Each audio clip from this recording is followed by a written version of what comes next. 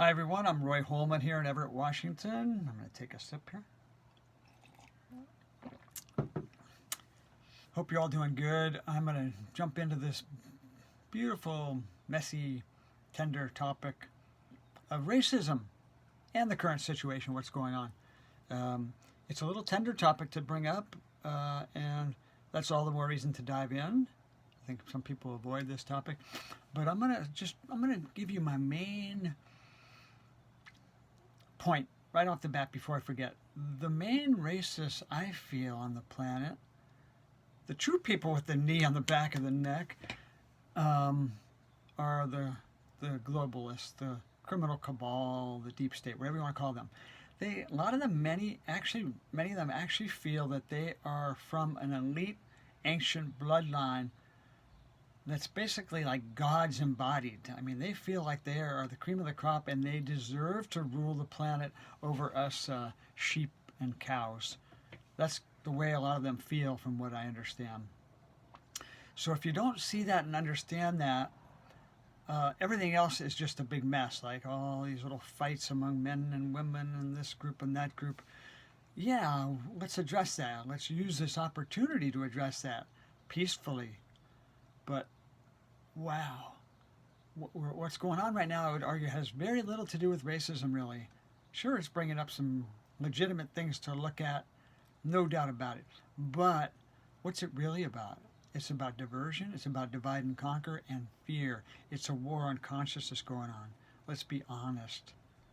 We're being fooled, we're being played, and there's a lot of players from the bottom up.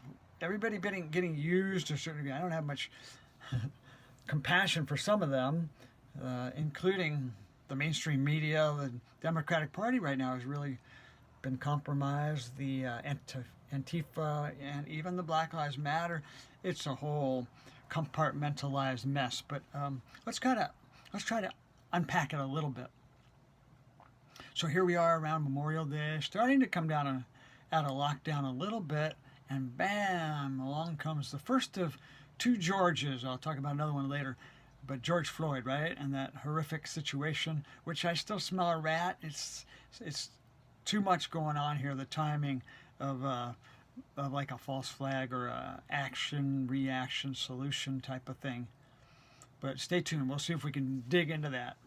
But let's just say it happened as it did. Then, the officers were fired. One was arrested. Trump came up with a program to address the systemic racism in the police department. That's pretty good, but I think the Democrats blocked that actually. But despite all that, boom, amazing violence. So is it what it appears to be? Well, we got Antifa in there, right? Antifa is, here's the second George, funded by George Soros. Who's George Soros? He's not even an American, but he's trying to bring down America. He has said that. He wants to bring down America any means necessary, but the main means, what has he said? He wants to use the black community. He said he can manipulate them most easily.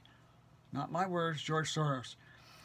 He also said he wants to remove Trump by 2020 or sooner. He said this last year, I think. That sounds like a coup attempt, doesn't it, George? Some of you might say, oh, I hate Trump, and that's okay.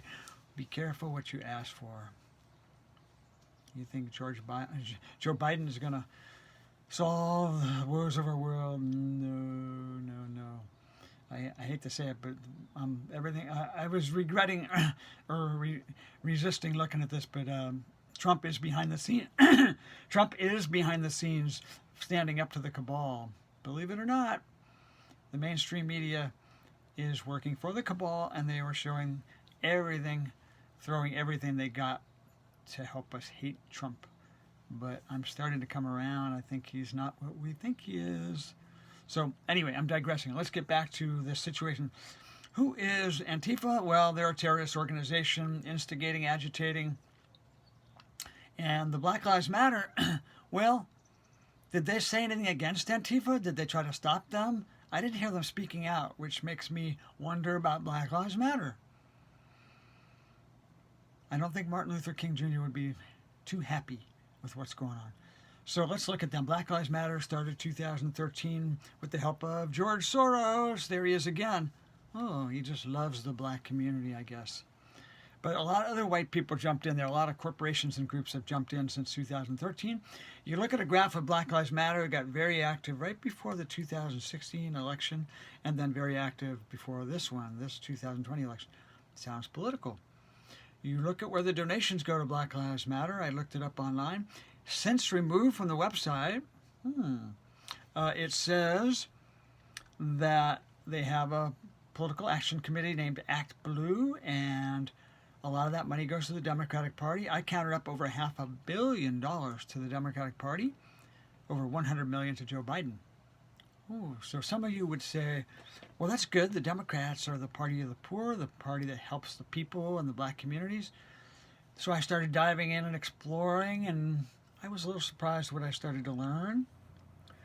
Check for yourself, of course, but I listened to Brandon Tatum and Morgan Freeman and Larry Elder and other black leaders, Candace Owens, who say it's not exactly what we think. The stats don't hold up. And they say the Democrats seem to come along around election time, coddle the black community, throw out a few little toys and things, but do they really lift them up? Do they really care, or are they after the vote? Do they really help empower and help the black community lift themselves up? Nah. Do they care? What is it, 18, was it? Black death in Chicago yesterday or Monday?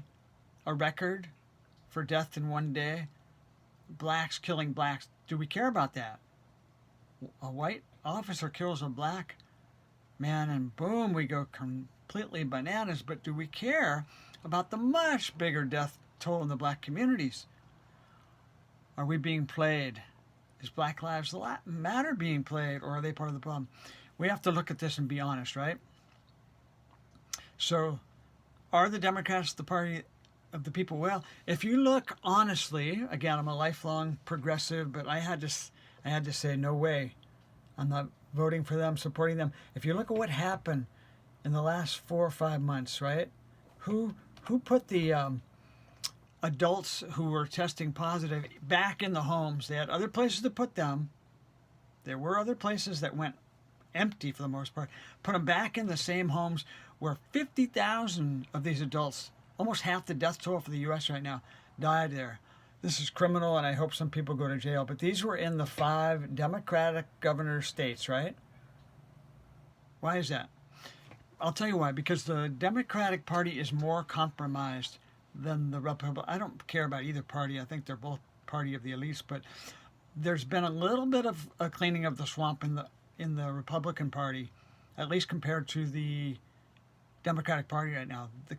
This criminalist cabal, they have very clever ways of framing, bribing, all kinds of interesting ways. So the Democrats right now, many of them are kind of with their backs to the wall. So they're fighting for their lives by supporting the cabal agenda. That is what's going on here. So you'll see with the adult homes, the Democratic governors are most likely to extend the lockdown, push the fear, push social distancing, push mask wearing, mandating that. They are releasing prisoners out of the prisons. What the heck's that about? I saw this video yesterday. This guy in the middle of the day with his mask on grabs this woman, torques her neck, throws her on the ground, steals her purse, and walks off casually. So what is going on here, you guys? In a lot of the Democratic states, not supporting the police in any way, wanting to defund the police, already did it in New York, and then putting some of the Antifa finally in prison, but releasing them the next day is what I understood. Amazing. So we have to ask a lot of questions, right? Ask questions. Look, don't trust me. Look and see what is really going on here. They're trying to scare us, divide and conquer. Whatever they can do to create a civil war almost, anything to get Trump out. So this is going to continue for a while, but do not fear. Keep the faith, but stand strong and speak the truth, because too many people are caving into this. It's obviously less about safety than compliance, because if it was about safety, would they be saying, would they be asking us to wear a certain kind of mask? People have masks hanging down to their chin and stuff. It's not about safety. They're laughing about this. There's a mural in the Denver airport put out in 1994. It was put on there, and it's got every race, every country with little masks on. They let us know what they're going to do. They are arrogant and they play with us. Again, I hate to speak in dualistic terms, they, we, but it is getting biblical. There is some truth to that battle of good and evil. We've all got a little bit of shadow in us, but there's a bigger group that is causing all these problems and have us at each other's throats. So that's the main racism. It's these elites that think they are special, and they prove it to themselves over and over by doing stuff like this, and then we cave in and follow their agenda. So let's wake up from our sheepy, sleepy state, bah, and we outnumber them by a great many. And things are waking up and shifting. The energy's going up, and I think we'll win. But it's a little messy. They will pull every possible trick until the election. So I think that's enough for now. Be well, keep the faith, and we are the ones we've been waiting for. Blessings. Roy Holman from Everett, Washington. Bye-bye.